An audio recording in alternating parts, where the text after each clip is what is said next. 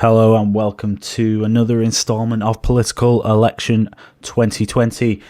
Less than 50 days until the election, and Biden has been dealt a devastating blow to his election chances and his chance of being president in the state of Pennsylvania, as a crazed knife-wielding man has attacked or attempted to attack and been shot dead by a police officer there.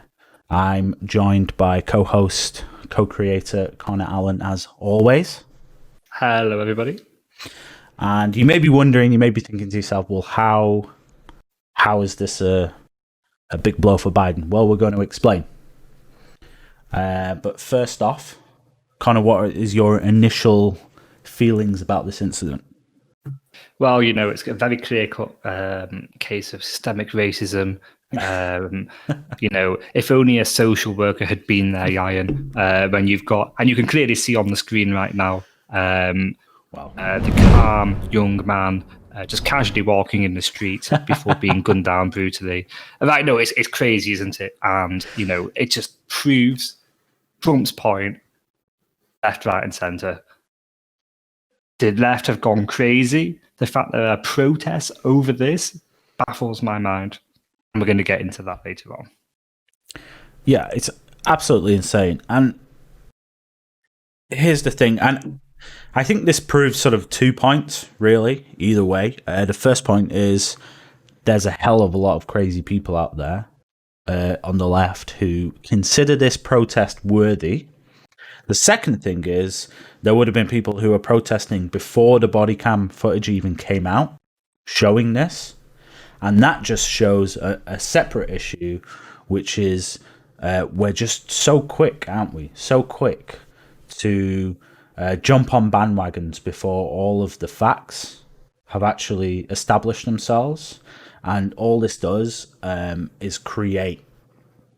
Well, all it does is it just creates again this divide, and when it comes to the divisiveness in American politics right now. Because here's an example where you're going to have people protesting about an incident that seems cut and dry, that the police officer did the right thing here, protected himself, protected his own life, and you've got people protesting against it, and you're going to have other people like just confused as to why anyone would be protesting against the actual actions of the police officer, right?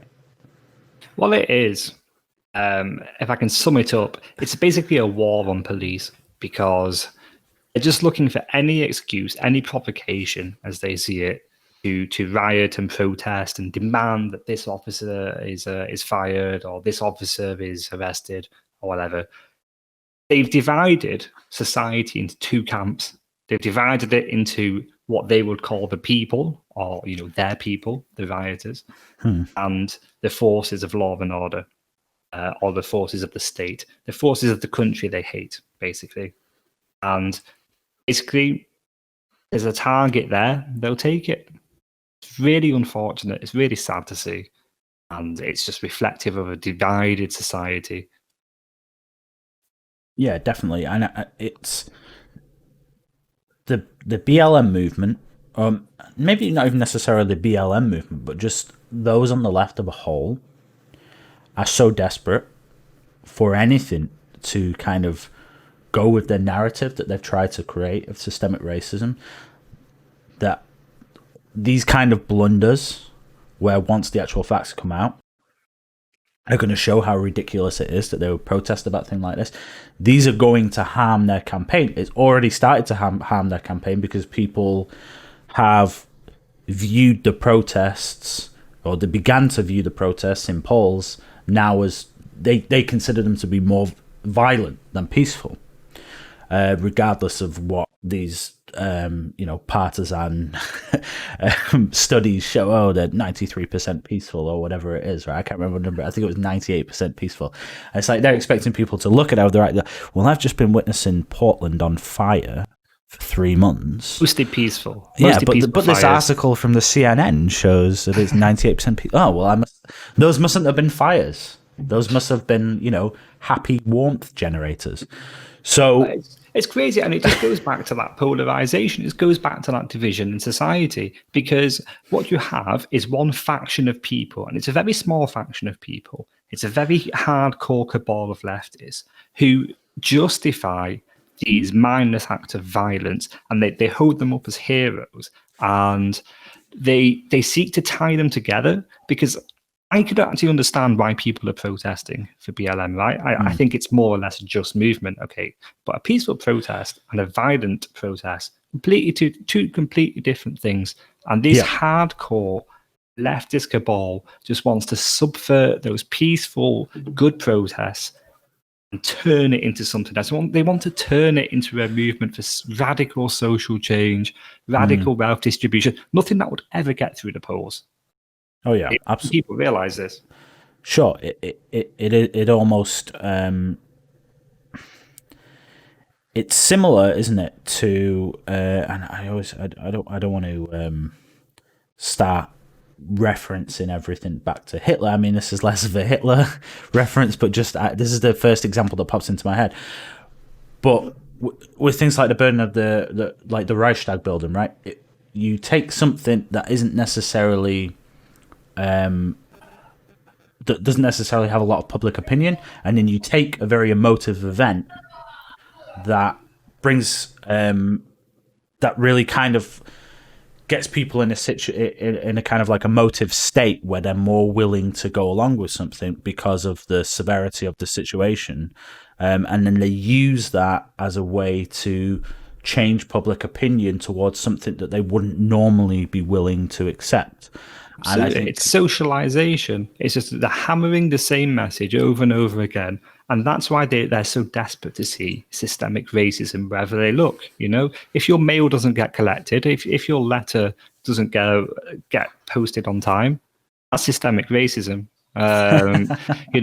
If the vending machine doesn't work, or it gives you Pepsi instead of Coca-Cola, by the way, Pepsi and Coke, we are open for sponsorships. And you get the wrong type of soda, then that's systemic racism, and you should boycott the vending machine company. They're just desperate to see it. They're desperate to repeat this narrative over and over again. They're desperate to divide the society to create their vision of utopia. They don't care how many people's jobs it costs. They don't care how many livelihoods it destroys. They don't care how many heartbroken families have to board up their shops. They don't care how many families of police officers go into mourning. They just don't care. The end justifies the mean for these people. Yeah, exactly. I mean, let's get into some of the some of the finer details of this in particular case.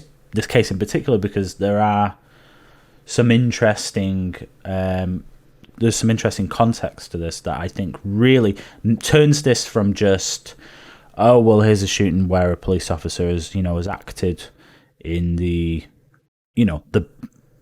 done the proper course of action. It turns it from that to actually here's a textbook example of exactly what the right's talking about when they say that we need to support police officers and we need to have support this message of law and order. So protesters poured into the street of Lancaster, Pennsylvania, Sunday night, calling for justice for a man shot dead by police while charging at an officer with a knife. Ridiculous. They've already got the justice. The justice has been done because the lunatic with a knife trying to kill somebody is dead, and the poor innocent person who's trying to do their job is alive. Justice has been done. We can all go home, lads. Yeah. Body cam footage showed Ricardo Munoz, 27, brandishing a knife and wheeled it over an officer's head as cops responded to a domestic disturbance at around 7:15. And like I said, what is great about this, in terms of just dismantling the leftist narrative, is that this was a domestic disturbance. This is the textbook case that they refer to when they say, hey, we need to defund the police and we need to start sending social workers instead to situations like this. And I love the idea of, a slightly balding, slightly overweight man, he's 32, and, is obviously, walking through the neighborhood. He knocks on the door politely, and then this, and you can see the man crazed, running at him, emerges from the door. What happens? So we don't. I don't like. We can't show the whole video on YouTube, but essentially, you can go watch this for yourself. Look it up. Watch this for yourself. But essentially, the police officer is just inquiring, I suppose, to what's happening. At least that seems that's what the context that the video seems to suggest, is that the police officer has been called to this home to check out on a domestic disturbance. He's outside, and this man just flings himself out the door, runs at the police officer. I would say from the moment that the officer sees him to the moment that he shoots him, maybe 2 or 3 seconds have passed. He tries to flee initially, and then he turns around and shoots him.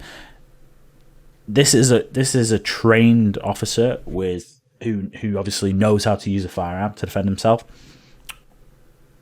The left wants a social worker to go around, unarmed, unable to defend themselves. What are they supposed to do in this situation? They're going to just die, aren't they? You can see the officer fleeing, but just by the angles. He's not standing his ground. He's running away from the lunatic, and he's turning back to shoot him. This is a pure human instinct. It's a pure human reaction. And this is from a trained person who trains, I assume, quite often, face such a situation like this, is expecting a situation like this, and is equipped for a situation like this.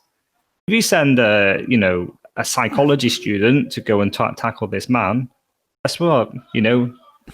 Just left with bodies on the floor. The social worker is required when this individual has been detained, restrained, put in a jumpsuit, sat down in a chair, handcuffed to it, and the social worker in a padded cell. Yeah, and the social worker can sit there and talk to them and try and figure out what the hell's going on in their head, right? And that's and we, I mean, at least I am, and I think you are as well, because we've talked about this before. We are generally supportive in favor of mental health programs and rehabilitation, and trying to turn people's lives around that have turned to crime or have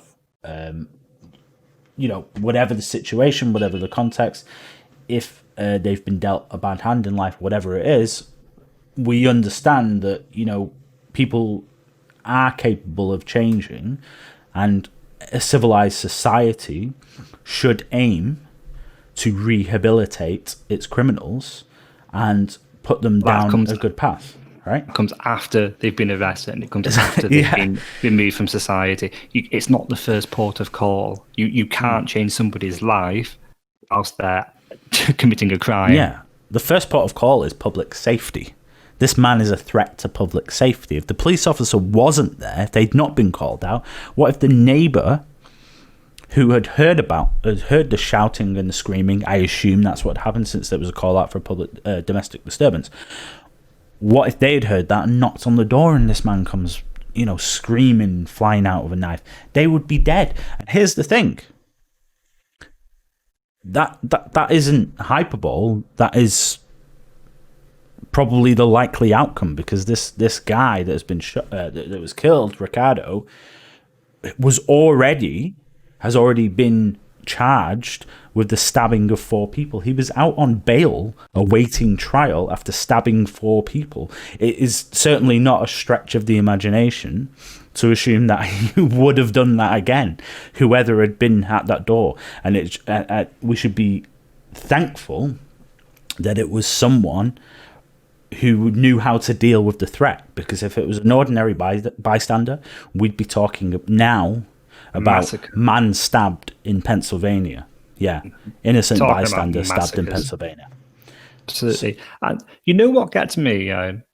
I hate it when I see Democratic politicians, or any politicians, in fact, because there are some Republicans who do it too, of any side, and they disregard the life of the police officer in this situation, right? So all these people who say, oh, if you say blue lives matter, blue lives don't matter, blue lives are racist, whatever. When you repeat that over and over again, this is what ferment this type of situation, because you've got protesters pouring into the street now. This poor traumatized police officer, and they're demanding his hair, they're demanding he's fired, whatever, this, that, and the other. They've just created a target out of him. And it legitimizes the violence against him. And actually, when you're a police officer, you see what happens when you defend yourself. Well, that instinct of hesitation, should I defend myself because I might, ruin my life afterwards? It might make you less likely to defend yourself in the future. That could cost lives. But the Democratic politicians, all politicians who dismiss blue lives, they're willing to throw police officers under the bus just to save their poll ratings. Disgusting. It is disgusting. That is the word, because they have absolutely no regard for you've got politicians, you've got people like Joe Biden who've been in politics for 47 years, collecting a taxpayer's wage in that entire time, made himself a very, very rich man. What has he done? Nothing. What has he achieved? Nothing. Right? And then you have at the same time these police officers paid nothing in comparison, I'm sure, to what he's paid. Yeah. Who are putting their life on the line like this every day. Listen, there's bad officers, I'm sure. No one really denies that. How are you going to cut that out? Other than, every time someone does something that is objectively wrong, and you charge them, they go to a court of law, they're convicted, they go to prison, they're punished. It works that way in any area, in any occupation, in any walk of life. If someone does something that we have decided is a criminal act, whether it's murder or whatever it is, right? That's what happens. That's due process. That's fine. But these are people that put their lives on the line. Many of them, they are heroes.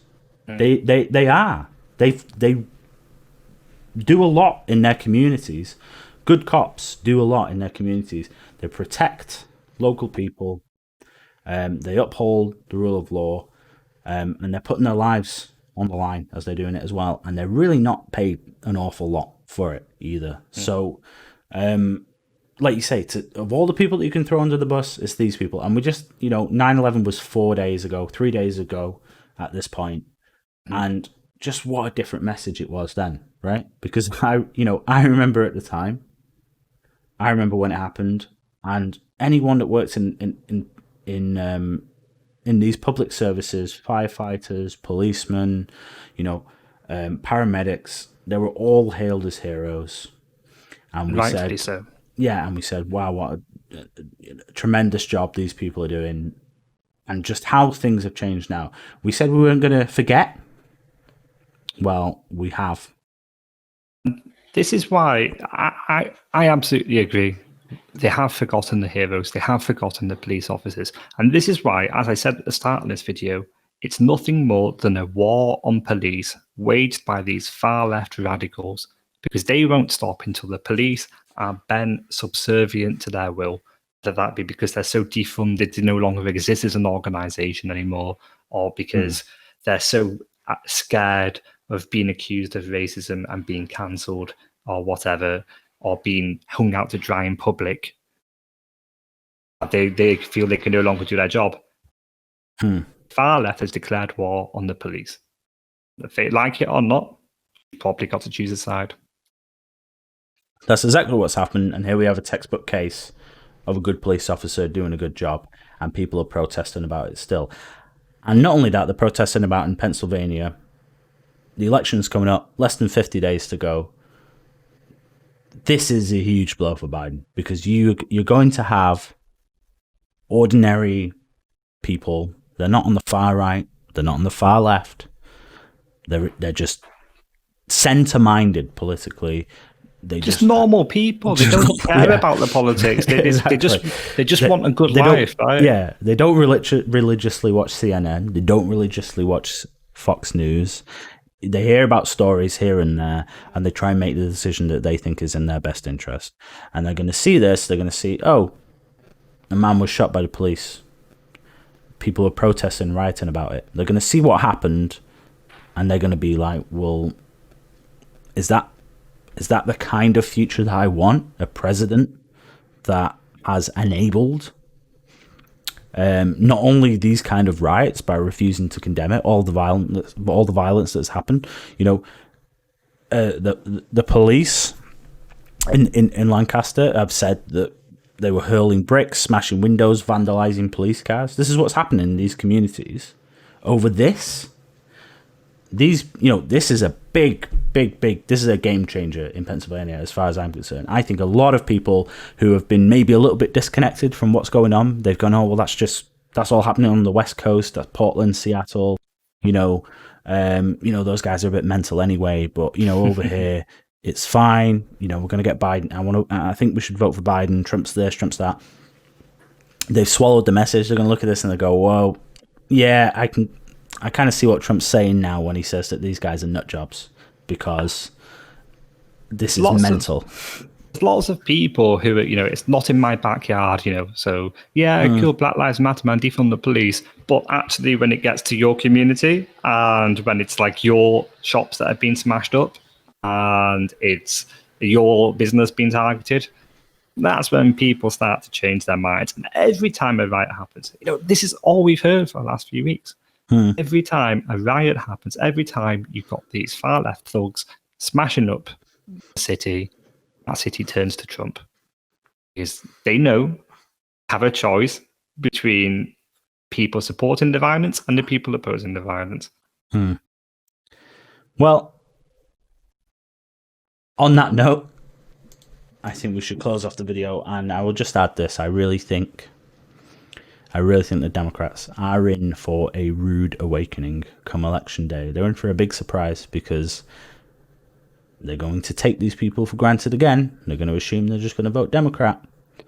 And they're going to look at the lunacy that's happening in their own back garden. And that certainly is going to influence their opinion on the matter. And I think they're going to think, well, yeah, maybe this Trump guy actually is maybe talking a little bit of sense when it comes to Black Lives Matter and the riots and the protests that have been going on. Just to add as well, if you enjoyed this video, please subscribe, please click the notification bell, and please comment below, like the video. If you have friends, people who will be triggered by this or who will be in approval, then share the video on your Facebook page or whatever if you have friends. And we'll see you in the next one.